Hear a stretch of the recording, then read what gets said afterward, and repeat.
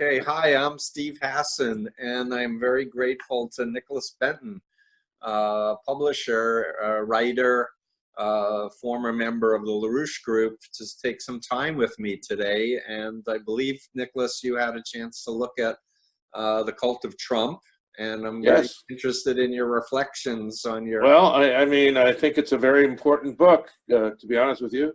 What kind of response have you been getting to it? What do you say? Everyone who's read it thinks it's very well researched and well written, and I've heard from people who've done the audio version who like it at 1.25 speed, because I read more slowly than they like, but Right. it's how I would talk, like I'm talking now Yeah. is how I was reading the book. But unfortunately, I was expecting to be on a lot of the major TV networks and cable shows, etc. And with all the impeachment stuff, I've kind of been crowded out, and I'm waiting for my chance. Oh, well, keep pressing on it. Yeah. Because from my point of view, and I'm down here in the Washington, D.C. area, and of course I'm following all this stuff with Trump. I don't think what you bring to the discussion, as I have tried to do in my weekly columns and so forth, has really been appreciated sufficiently. Oh. And really, we had Anthony Scaramucci. You know who he is, right? He was Yes. on Reliable Sources, one of the CNN shows on Sunday, and he actually started referring to the cult of Trump, and he was talking about it as a cult. And Yes. he didn't provide a lot of background for that or whatever, but he at least threw that idea out there. So I have an update on that, because Okay. actually a former member who likes my work tweeted to him and said, "Hey, Anthony, you should read The Cult of Trump." And he tweeted back saying, "Yeah, I read it. It should be required reading." Well, good. And then I was able to get access to his publicist, and we actually talked on Friday. Okay. And of course, I would love for him to plug the book and take a picture and all of that. Yeah. But so far, Well, he hasn't done it. I've got my copy here. I'll plug it right here. How's that? Okay, thank you. The Cult of Trump, absolutely. Yeah. Oops, I know. It's the red hat that is the big draw of the cover design. But seriously, knowing what you know of Lyndon LaRouche, conspiracy theorist, Roger Stone, connected person, I really would love to hear, what you think as someone who is in one of these. Well, I mean, yes, and you referenced Lyndon LaRouche in your book a few Yes. times. The most interesting thing about me in the most recent period is the fact that he was named in the Steele dossier as a representative, having gone to Moscow along with the Green Party candidate and so forth to in that meeting with General Flynn in Moscow, and the LaRouche representative was there. And of course, we observed people around the country seeing LaRouche tables set up at post offices and stuff, not nearly at the scale they used to be, but they're all pro-Trump. They're all, Trump's our man. Don't listen to the Mueller report. Mueller's a sleazeball. All the same stuff that Trump would say himself. LaRouche's organization, now that he has passed last February, are continuing in that vein, just unabashedly pro-Trump, and that's really quite an amazing thing for me to see after all this time. For any of my friends who may still be in that organization, I have no idea what's happened to most of them. It would have to be. I just don't know how they handle that. How they process that. How long were you involved, Nicholas? May I ask? Huh? How long were you involved with LaRouche? To one degree or another, from about 1973 to the late 80s. So it was quite a while. So a substantial, and what led to your waking up and exiting? Would you mind saying? I was pretty convinced it was a rotten operation when they made their big turn to the right in the mid 70s, and suddenly became, you know, backers of and having all kinds of contact meetings and so forth with, you know, the alt-right of that era. I began having very serious doubts, and those never really went away. So I stayed technically aligned with the organization for quite a few years beyond the point at which I'd realized it was a bad deal. So I stayed on the fringes. I mean, to be honest with you, I was out in the Mountain West and the West Coast, and steered clear of it, except for programmatic stuff, except for their promotion of a big water project for the West, or, you know, nuclear power and things like that. So, Nicholas, what do you know of the relationship with Russia, if anything, or Roger Stone? Well, you know, we can all speculate about it, and I think it's worth speculating about. We're trying to follow up on the point at which, and I kind of point to this mid-70s era, at the point at which the LaRouche organization made this big right-wing turn to the right. Because they were Marxist initially, right? Well, yes. When I joined, it was a socialist, pro-socialist organization. Yeah. And its focus was on, oh, we can feed the whole world, you know, social justice, typical things you would see coming out of the left in that era. Right.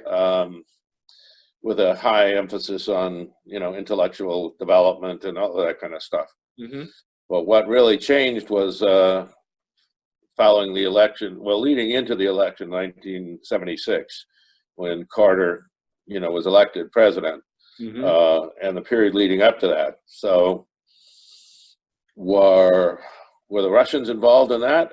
Very well could have been, you know, because there was a lot of stuff that was, I mean, as we see, and subsequently, the Russians fed on the right-wing, you know, cults and the alt-right much more than the so-called left for their strength in penetrating the United States. Yeah, and one could take it back to the détente era, when there was a huge influx of the Russian mafia. Basically was allowed, given free rein to come into the United States, given special treatment to come in and set up shop in Brighton Beach and, you know, Staten Island, and beginning running out the Italian mob and taking over. That was 91 after the Soviet Union fell, or is that earlier? No, this is early 70s. This is détente, Nixon's détente. Oh, I see. Yes. Wow. What happened, one of the agreements of that was that they would allow the emigration of however many thousand Russian emigres to the United States. Wow. And who were displaced, and they became famously the Russian mafia that, like I said, they competed with the Italian mafia in New York and elsewhere, and probably had contacts with Donald Trump and Roy Cohn from the beginning, back in that era. Oh, wow. And, you know, I think it's Fiona Hill basically says that in her testimony recently that Trump has been a Russian agent since the mid-'80s. And, you know, I could see that, but I could see it also going back further. If, you know, not as full-blown level as later and as now. But, you know, I was witness to an awful lot of weird things happening, shall we say, that I really can't document their source, but were happening, you know. Right. And so that character, that shift in the LaRouche organization, which ultimately I broke free from, yeah, it goes back to the mid-'70s. So can you, just for people who don't know anything about Lyndon LaRouche, can you give like a couple of paragraphs of what it? Well, probably better not knowing. No. So he was a member of the Socialist Workers' Party, and who basically split off and saw in the social format, especially on campuses like Columbia University in the late 60s, an opportunity to create a cadre organization, you might say, of pro-socialist students, considerably younger than he, and So he built that into an organization, and obviously was getting help from somewhere because they were getting an awful lot of money. Yep. Although they did it technically through an aggressive fundraising operation. Yeah, and they had some wealthy people that they tapped into too. But wasn't he like a major conspiracy theorist where he had the only solutions to the world? Well, this is this is the absolute classic features of a cult leader, Right. and somebody who forms a cult around him, is that increasingly he had to claim, and I don't think it happened at the beginning, but increasingly he had to claim that he had a special access to, the way things really are in the world. And as his organization developed, members of the organization were discouraged from looking outside the organization for any information about anything.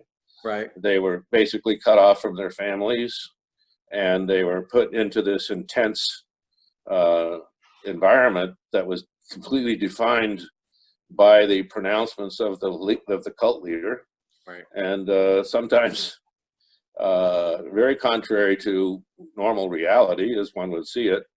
But there was the morning briefings, and there was these intense briefings that were held all the time to keep the members in line. And a lot of the initiatives I could see now, or from the point at which I left the organization over 30 years ago, that a lot of the initiatives of the organization were for the edification of the members, not to change the outside world, but just to keep the members in place. Yep. To indoctrinate them. And so did you ever meet him, by the way? Oh, of course, yes, many times, yes. So what was he like to be? He's, passed himself off as being a very bright and very steeped in the history of the Western world and all that kind of stuff, and very philosophical. And obviously he had a certain charismatic ability to hold his organization together as well as he did for so many years. Right. And so. And he ran for president 8 times, right? He ran for president. He was nonstop running for president. But the United States. Originally in the organization, the point at which I joined, I was a very early gay liberation activist, and I got fed up with all of that and started shopping around for an alternative, because I had basically burned all my bridges in the earlier phase after graduating from seminary and getting involved in that. So I had to shop around, so to speak, on the fringes to find a way to commence forward with my life, and the LaRouche organization presented itself at that point. I see. When I first joined, Lyndon LaRouche was not the Messiah. He was, he was a smart guy, had a lot of programmatic ideas about solving basic problems in the world, and had a certain egghead appeal to someone, a seminarian like myself. And so I got involved. It was only later, like I said, starting in the mid-70s, a few years after I joined, that the organization started to really change. Right. So let's in the interest of time, because it's been 20 minutes already, time's flying. What do you think of people who say that Trump is, the man who's going to solve all the problems? Well, here's the question I have for you. Okay. You're a cult expert.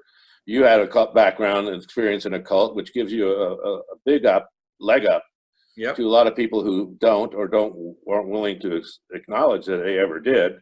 Yeah. How do we get out of this? You've been involved in deprogramming, ideas about deprogramming.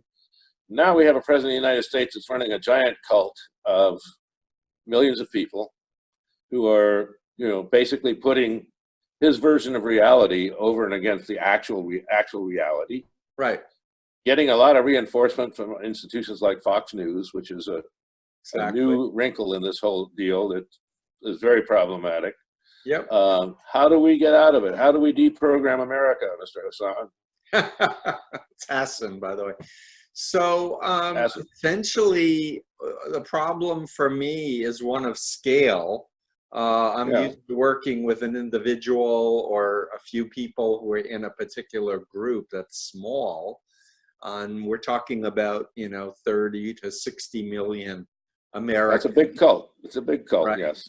But the answer lies for me with all the people who are not in the cult, who know people who are in, who have brothers, sisters, aunts, uncles, parents. And I can make some real parallels with Scientology, the Moonies, any number of other cults that typically when somebody gets involved, the effort is to kind of shake them and say, what are you doing? Can't you see this is a bad person? Very directive, very rational, very fact-oriented. And it typically drives the person deeper into the Right. cult involvement. It has the At opposite. least for a few years. Right. So, and the truth is, because I've been out for 43 years since my intervention from the Moonies, the vast number of people do exit mind control cults. The critical variables are really their access to outsiders and outside information that they take advantage of, if you will, where Right. they feel like there are choices for themselves beyond the black and white phobia indoctrination of the cult identity that says, you need to be true, you need to be loyal, or else the world's going to blow Well, up. let's put it, the timing of this is very fortuitous, of course, not way it always is with Trump in power, but Thanksgiving is coming up. A lot of families are going to be getting together. Yep. And there's going to be a lot of uncles who are Trump supporters, sitting around the Thanksgiving table with others who want to take that on. Now, Right. how should they go about it? Good question. So I actually have written an op-ed that we're looking to place right now. So if you have any ideas for something with a big circulation. So first of all, what not to do, and then I'll say what to do. Okay. What you don't want to do is alienate them, say they're in a cult, hold up my book, The Cult of Trump, and say, see, or anything where you're attacking the leader, the doctrine, or the organizational policy directly. Because that triggers the thought stopping, that triggers the phobia indoctrination, that triggers the belief that they're being persecuted.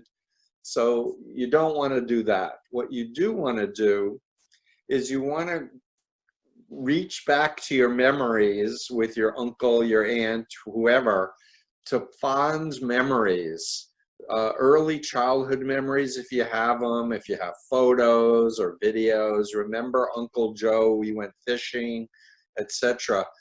And to reestablish a connection with what I refer to as the person's authentic self, who they were prior to getting into this new totalistic belief system and belief in a cult leader. So rapport and trust building is the first step, and reaccessing the person's original identity. Secondly, especially if you've been alienated for a while because they've been involved with Trump, you want to apologize and say, can we have a timeout and not talk about, politics directly? Let's just have a good time, have turkey, let's, reminisce and be family, because blood is thicker than water. Nobody lives forever. You're a special person to me. So build the rapport and trust. But after that, if you do want to do more, and honestly, there is a danger of trying to do too much in one sitting. This really is best to be a strategic process. A process, okay. But the best thing to do is to engage the person in a conversation about a subject that they would agree with you on, common ground. And for me, thank God for baseball, right? Well, not baseball. I mean, you can do baseball, of course, or sports, but for example, most Trumpers don't like China, and they'll be very fast to agree with you that China is dictatorship, and that they're doing brainwashing programs on people, and that they're against religious freedom. They're trying to promote their own totalist communist ideology.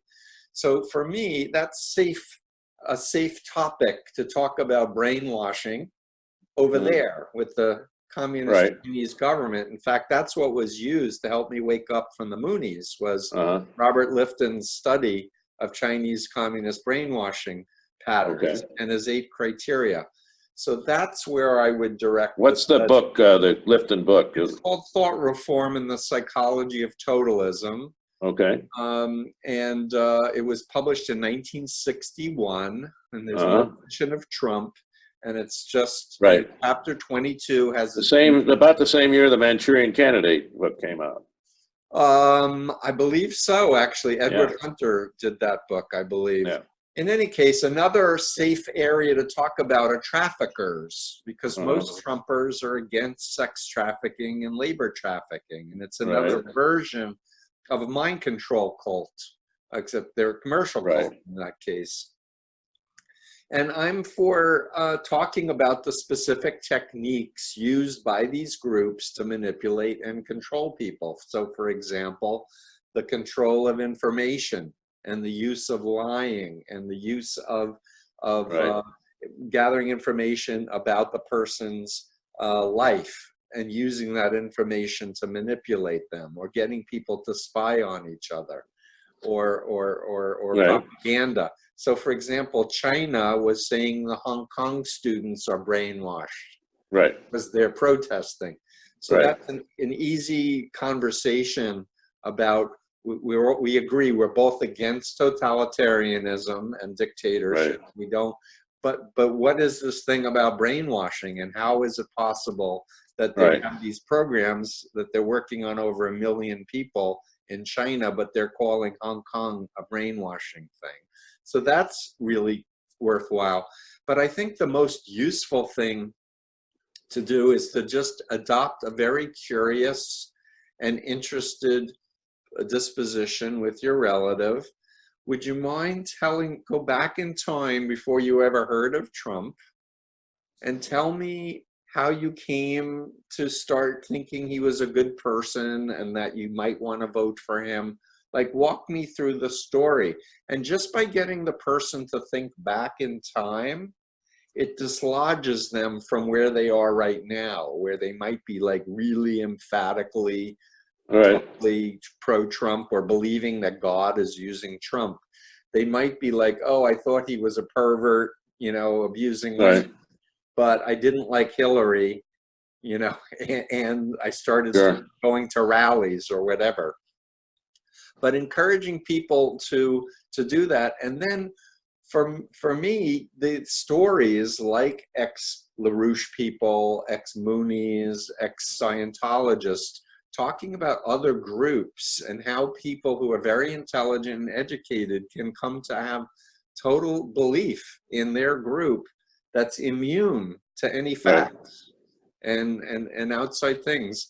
So the point is, if I was going to sum up the #1 technique of helping people to start reevaluating, it's asking a good question in a genuine way, genuinely respecting the person, and then waiting a long time while the person thinks about the answer, and then following up with another good question to really get and you basically can say, I want to step into your shoes. Help me believe the way you believe. I really am curious how you construct. A little bit risky, but okay. Understanding. Well, it's only risky if you don't understand what is a cult and what is mind control. Right. I put in my book, in the first chapter, the influence continuum and the BITE model, status of behavior, information, thoughts, and emotional control.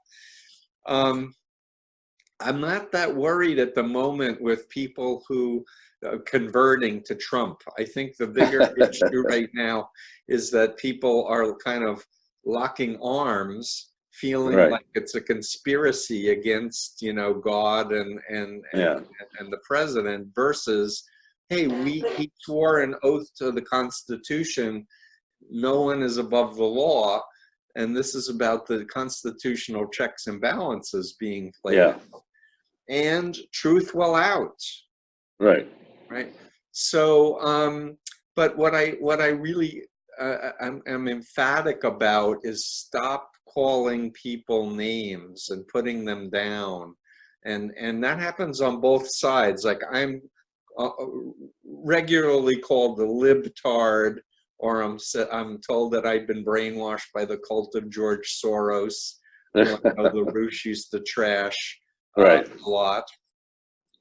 But the bottom line is that people need to wake themselves up versus you deprogram them, because people Right. are not computers, and they're going to be very resistant to any feeling that somebody's trying to, win an argument with them. Right. You don't want to win any arguments. You just care about this person. You want to have them in your life. You want to understand how they've gotten to where they are. And in a series of conversations, there can be hypothetical questions like, I'm curious, Right. is there anything that could happen that would one day you would change your mind and say, you know what, I don't trust him. I don't like him. And for me, it really was on the last day of my deprogramming. It was the 5th day, when the ex-Moonies were giving me one of Moon's own speeches where he was lying to the congressmen and senators. And they just said, what do you think about this, Steve? And I read it. And for the first time in 2.5 years, I thought, what a liar he is. Because he was lying to the congressmen and senators. I had heard him tell me what he really thought 100 times in person. Right. The opposite of what he was, saying, to them. And as soon as I started thinking he's a liar, the gears started moving. Like, if he's a liar, I can't trust him. Right. If he's a liar and I can't trust him, how could he be a representative of God? Like, I believe in a God of truth, and how could God be a God of lies? And once I started allowing negative thoughts in my head, it felt like a house of cards collapsing in my head. So what I want to say in terms of your question, I'm hoping that when people read my book and they understand that human beings are influenceable, it's not weak, stupid people who get into cults. It's everybody is susceptible at certain times of their life by certain types of people and certain types of appeals. And through deception and manipulation and mind control, they can get stuck in this mind trap. But people want to be free, is my experience. Ultimately, they don't like to feel exploited. They don't like to live in fear or hatred. And they miss their family and friends and their life, where they have privacy and they have free will and they have conscience. So that's my prescription. Okay. That's what I was looking for. Okay. Yep. You can submit your op-ed to the Falls Church News Press. We'll be happy to publish it. I thank you. I will put it on the list of people to approach. So that is your paper, correct? That's correct. Yes.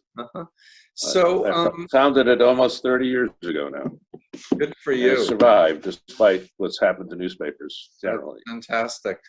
So yeah, is there any other things you'd like to share before we wrap up about Lyndon LaRouche and Donald Trump? Of your observations, Well, I think I just think proceeding ahead, I'm interested to hear more about what was involved with the appearance of the LaRouche representative in Moscow, as reported in the Steele dossier. And because it was incongruous with many, many other things. And far from just having vanished completely, which is what most people's experience with the LaRouche organization these days is. They were brought into this exclusive meeting, and then they proceeded, of course, to campaign very aggressively for Trump and continue to do so to this day, as far as I know. And you said Jennifer Flynn was in that meeting as well? Who? Did you say General Flynn was in the meeting? Yes, yes, he was a principal in that meeting. It was in Moscow. And who is the Green Party candidate in the U.S.? She was Bill there. Stein, I believe. Yeah, yeah. Uh-huh. And so I was quite curious that what was behind and involved in all of that. Yeah. And to unravel that whole history. I've like I said, I've been out of the LaRouche organization for 30 years. But the events of the early 70s and the mid 70s, the way that organization morphed from being a pretty straightforward socialist group to being a kind of a right wing, working with the alt-right in the late 70s. Right. What's behind all of that?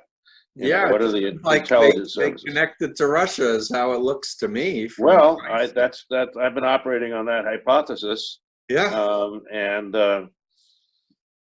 I also so far it doesn't seem to be contradictory, but there's a lot of details that are out there for people to appreciate and understand, and what's happened to our culture more generally, and how the left, the so-called liberal left, has been bashed, and these groups have discredited it and all of that kind of stuff. And how can we restore a little common sense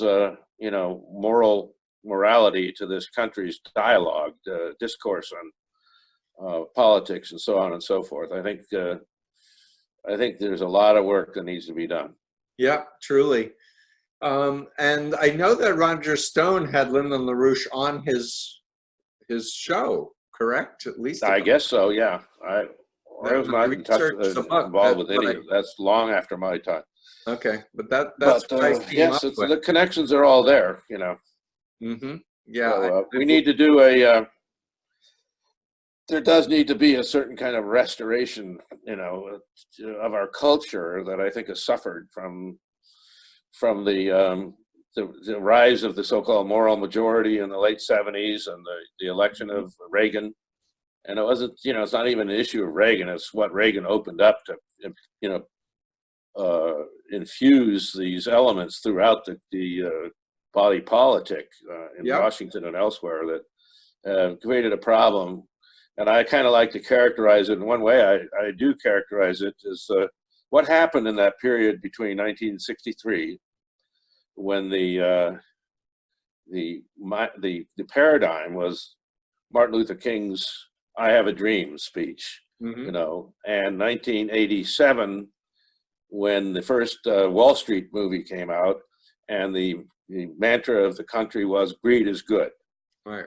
So what happened in that interim period, and to cause the high morality of the King era characterizing the whole country, to by 1987 having "Greed is good" be the unifying cry of America?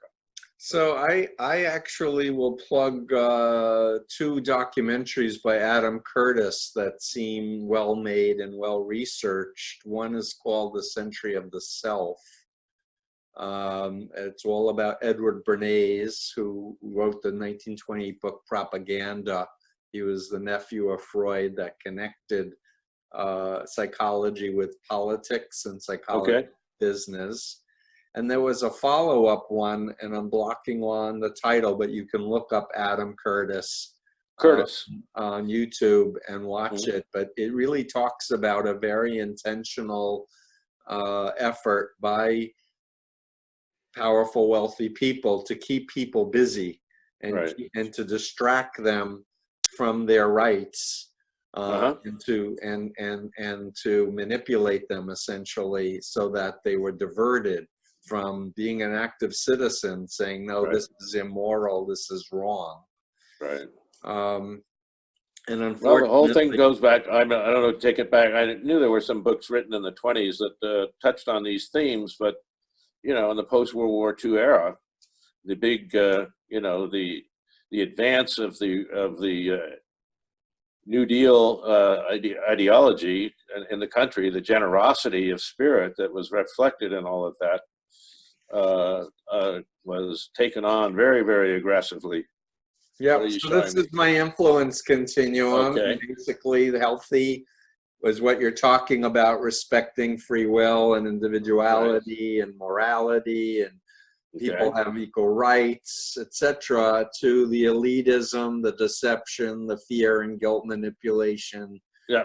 the Okay. loyalty and obedience to the leader, the top dog Mhm. leader, and such. And people, I feel, need to have a much better moral compass to Yes. say, you know, you don't want to do anything that you wouldn't want done to you, or you wouldn't want done to your mother or your Yeah. sister.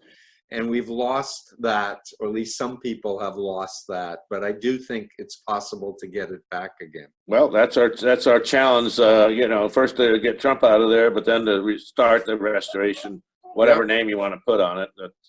But my thesis of my book is that the only answer to this problem is if everyone understands what mind control is, what Well, unethical that's true, influence and is. that is very poorly understood. I hate to tell you. You Yeah, know, no, I you know. run into it more than anybody. Yeah. And I would like people to understand cult psychology and mind control and realize Right. it could have happened to them. They were just lucky if it hasn't. But Yeah. in fact, many hundreds of millions of people have been victimized. Well, and of course that's Madison Avenue too, right? Aren't we all being sold things all the time? That goes back to the century of the self and Right. Bernays using psychology to convince people to buy things they never knew they existed or didn't think they Or needed, don't need. but it Yep. became essential. Anyway, Nicholas, I'm going to sign off. I want to thank you for your good work, and Okay. Well, thank you for likewise. taking this time. And we'll stay in touch, and fingers crossed that more Stay people warm up there in Boston, that whole area. will do. I shiver just thinking about It's that part of the country. snow for the first time tomorrow. Okay. Anyway, thank you, Nicholas. All right. Well, if you could get me the video, if you're being copied this on a video, right? You're gonna post it on YouTube, Oh, or what yeah. are you gonna do? It may be another week or two, but yes, I will absolutely Okay. share it with you. Please Thank keep you me so much, posted. Nicholas. All right. Bye bye. Take care. Bye.